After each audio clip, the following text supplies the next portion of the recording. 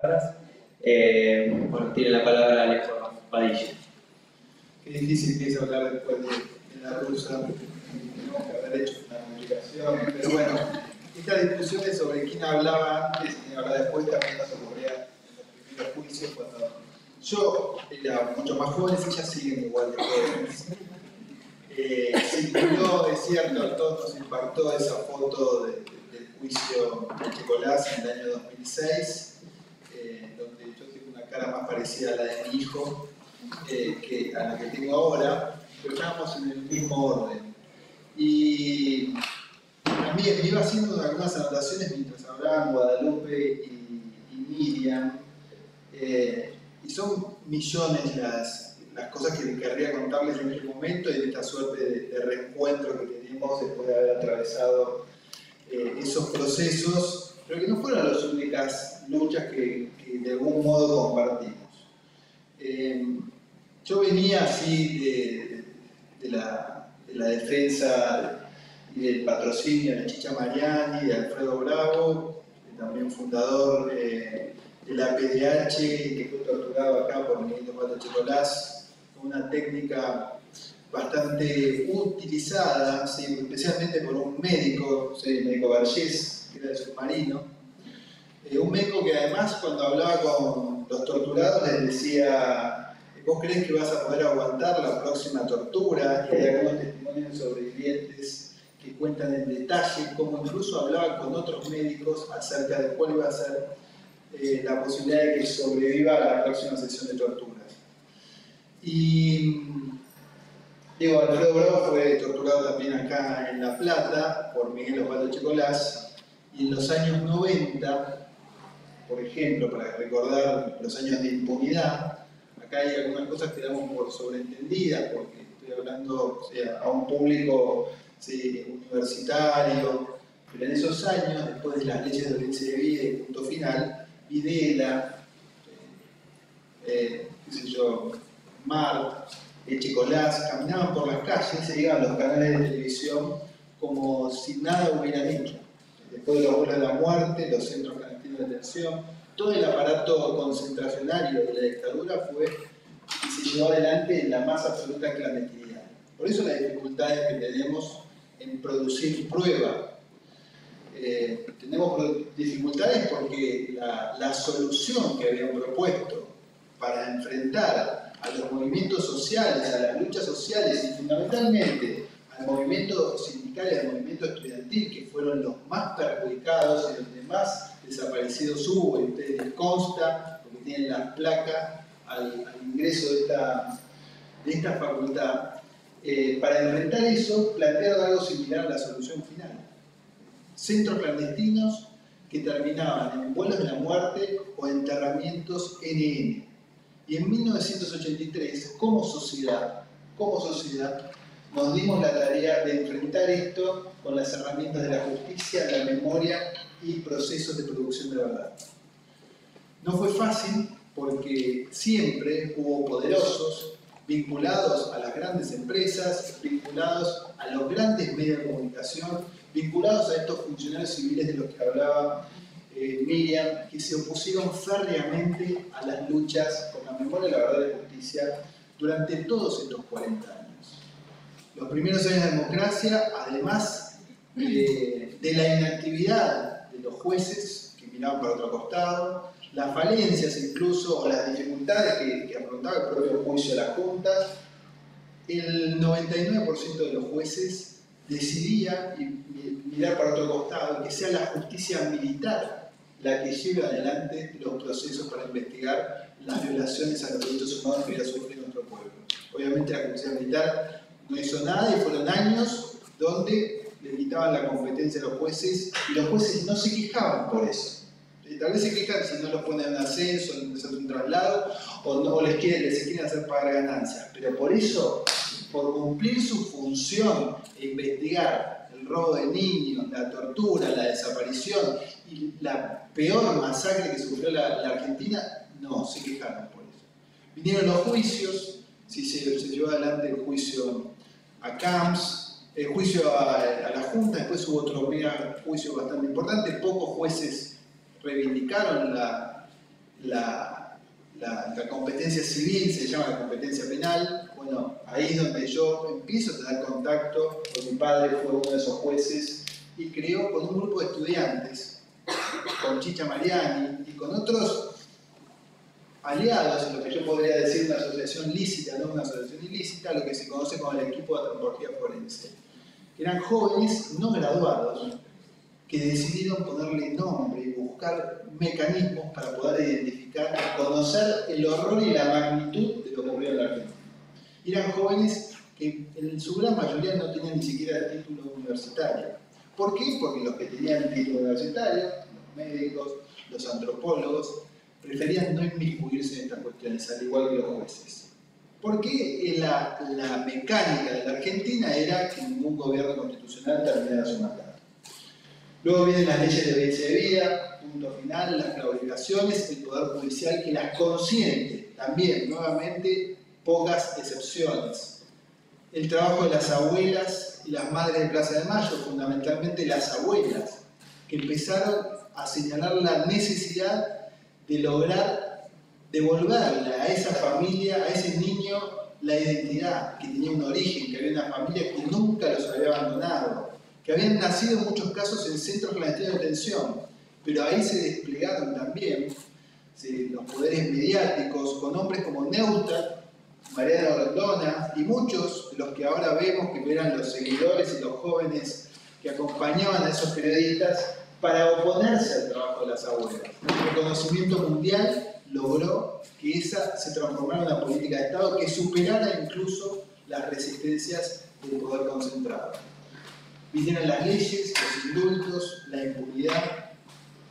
Momentos, como decía, en los 90, donde Miguel Osvaldo Chicolás, para citar un ejemplo, caminaba por las calles, iba al programa de Mariano Grondona, el prime time de ese momento, y se jactaba de haber torturado a Alfredo Bravo, del modo que decía, diciendo que era un tratamiento para sus callos plantales. Ustedes médicos entenderán que el sarcasmo y el modo en que se podía conducir esto públicamente, y ese era el discurso que estaba en la sociedad. Por eso me quedó muy presente esto que decía, además de los discursos de odio, los negacionismos, esta amnesia planificada, porque el conductor no aclaraba que Miguel Osvaldo Chicolás, que fue el primer beneficiado con la ley de belleza de vida, había sido ya condenado por 81 casos de torturas. Esas aclaraciones no se hacían, y en esos tiempos hubo que recurrir a la justicia internacional. Muchas de las personas que mencionaron acá fueron a España, a Francia, a Italia, a tratar de documentar lo ocurrido. El proceso más conocido es el de Baltasar Garzón. Pero aparecieron en algún momento, a partir de dos casos y dos esfuerzos, pero fundamentalmente el de una madre, Carmen Lapacó, la posibilidad de hacer los juicios por la verdad. Y La Plata se transformó, ¿sí?, en el ejemplo de la recolección de pruebas y un sistema de producción de verdad que después se instó a que en la Argentina también se abrieran los juicios. Ahí ya estaban, ¿sí?, Guadalupe, Miriam, la Asociación Justicia Ya, Chicha Mariani, pero fundamentalmente Chicha Mariani y Adriana Calvo como dos motores fundamentales de ese proceso, junto con otras madres y abuelas. En ese contexto, yo me acuerdo que antes de conocerla a Miriam, yo no sé si viviste en el 2004, 2005, pero la conocí en un episodio que había sido la represión en Bruckman. 2002. No fue muy gentil ella conmigo en ese momento, ni con mi padre, que también éramos nosotros como abogados de la PDH. Tenés que contar todo, Vanessa. Le preguntamos, estábamos en la comisaría, estaban por reprimir, había un juez que no sabía cómo manejar la situación, y Miriam, ¿sí?, que gritaba por todos lados. Sin ánimo de ser escuchada también. Y le preguntamos, así sencillamente, bueno, ¿cuál es su especialidad? Algo que hacen los abogados. ¿Cuál es su especialidad? ¿Cuál es tu especialidad? sí, defensora de causas sociales. Así se presentó y no paró nunca de avanzar en ese tema. Igual Nosotros, nos pegaron un montón ese día, un o sea, montón, cobramos todos. un montón. Así la conocí, pero así como era ese día, ¿sí? Que tendría, bueno, igual que ahora, 20 y pico de años, no paró nunca de ejercer esa defensa de las causas sociales. Y acá se comentaba uno de los episodios, bueno, y con Guadalupe también lo mismo. Guadalupe, también con la misma edad que conserva, tenía una particularidad en los juicios. Cada vez que alegaba, o cada vez que hacía un planteo, se emocionaba, ¿sí? Y empezaba a llorar, y nosotros estábamos atentos de que pudiera terminar su alocución, pero así como es, yo no sé si es de Piscis o... así como es profundamente emotiva, sacó una fortaleza increíble. Estas dos mujeres, cuando pasó un hecho absolutamente traumático, que fue la desaparición de Julio López, y fueron quienes recorrieron todas las oficinas públicas, todas las dependencias estatales y no estatales, para tratar de dar con el paradero de un Estado inerme, y pusieron en un momento donde se ponía en juego también la política de derechos humanos, porque la desaparición de Jorge Julio López también tenía como fin último que estos procesos no se abrieran. Y fueron ellas dos las que se pusieron la mochila al hombro de continuar con el proceso de memoria, verdad y justicia, cuando se generó ese enorme amedrentamiento y ese enorme temor al movimiento social y al movimiento de derechos humanos. Pero en ese contexto y al poco tiempo vino el otro proceso del que mencionaban, que es el de von Bernich, donde también nos tocó estar juntos en este orden.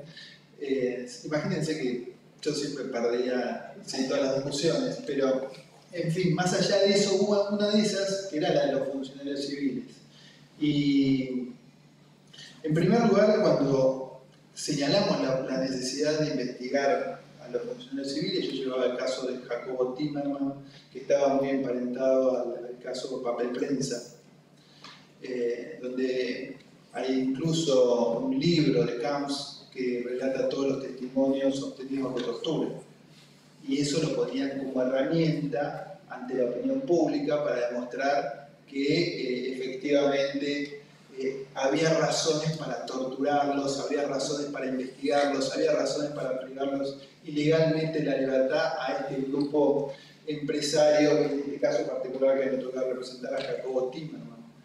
Pero ahí vimos, ¿sí? En primer lugar empezamos a observar la responsabilidad de los funcionarios civiles, en el caso más emblemático, porque estaban dirigidos por un gobernador de la provincia de Buenos Aires, que era Ibérico Sangent, que los más jóvenes tienen que recordar que se hizo famoso por una frase que decía: primero mataremos a los subversivos, después a los colaboradores y finalmente a los indiferentes. Y ese gobernador de facto de la provincia de Buenos Aires tenía como ministro de gobierno, como de suerte de jefe de gabinete, a Jaime Lamones Mata, un jurista, camarista, abogado de mucha gente prestigiosa, con una larga carrera judicial, que tenía a su cargo los centros planetarios de elección, entre otras cosas. Y cuando decidimos avanzar sobre la responsabilidad de Mar y demás, primero, bueno, acá sí una anécdota particular, ¿sí? Yo presenté la denuncia, pero por una cuestión será de género, o porque lo que fuera prefirieron denunciarla a Miriam. ¿Sí? Me embarcaron hasta el auto. Claro, porque por ser abogado y reclamar la investigación de los funcionarios civiles también recibíamos denuncias, ¿sí? Además de las amenazas y todo lo que había en esos tiempos. Atacaban con todo, también nos atacaban judicialmente, como lo hacen ahora también. No ha cambiado mucho algunas cosas.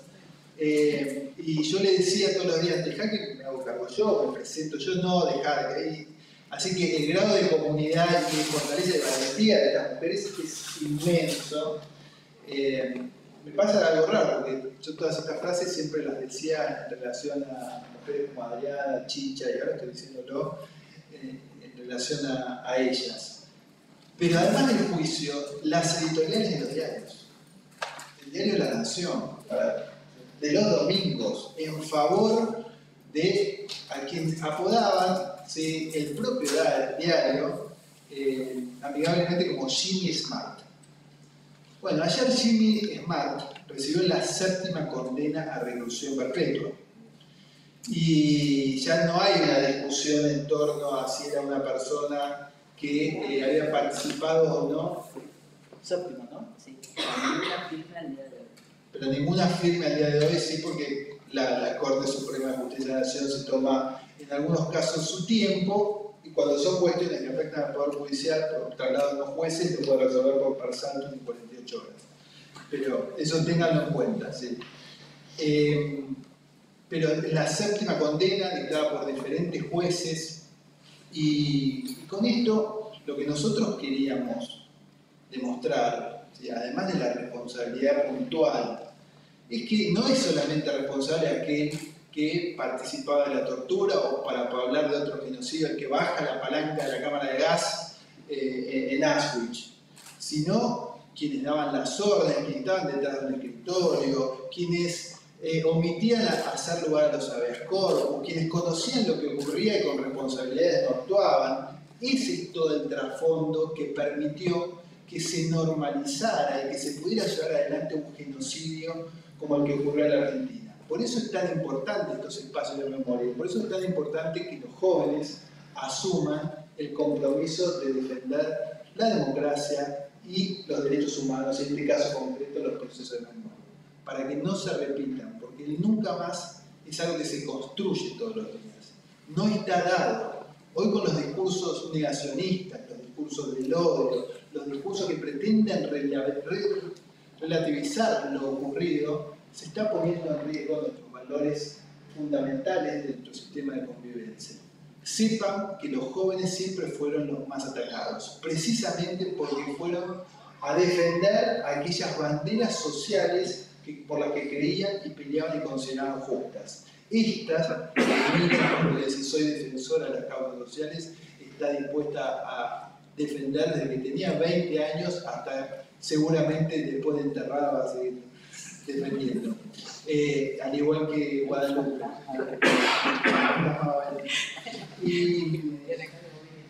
Sí, yo lo tengo en la cabeza.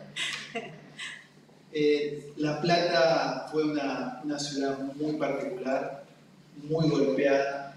En las universidades hubo infiltrados. A mí la investigación y poder participar de estos procesos me dio ciertos elementos que después me pudieron permitir identificar sistemas de persecución y de seguimiento en democracia que lleva adelante la Agencia Federal de Inteligencia, que de otro modo tal vez no los hubiera podido comprender en su dimensión. Es muy potente, es horrible ver gente que no conoce, que ha militado toda su vida en los organismos electorales y ver sus legajos, pero no del 76, sino del 2018, 2019, porque les interesa la actividad política que desarrollaban. Es espantoso saber que hubo una resolución de la Agencia Federal de Inteligencia, en ese momento conducida por Arribas, que mandaba a investigar, después de instalar 6 bases de inteligencia en la provincia de Buenos Aires, a las 3 que están, mandaba a investigar los factores políticos, gremiales y comunitarios.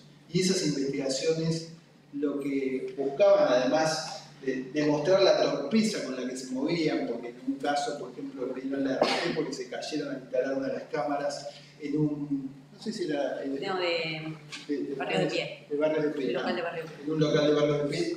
Les interesaba conocer cómo se desarrollaba el Día del Niño en los barrios populares, en los barrios más humildes, quién entregaba un regalo. Bueno, ese tipo de información es la que en algún modo también se estaba recopilando en la Argentina reciente. Hay documentos que dan prueba de esto, y por eso no nos tiene que pasar desapercibido, no nos puede pasar desapercibido, no puede ser algo más, no podemos naturalizar este tipo de cosas. Y la memoria, conocer lo ocurrido, conocer las luchas por la democracia, la recuperación, las luchas de las abuelas, de las madres, de ellas, sin lugar a dudas, es un elemento que nos va a permitir construir una sociedad mejor.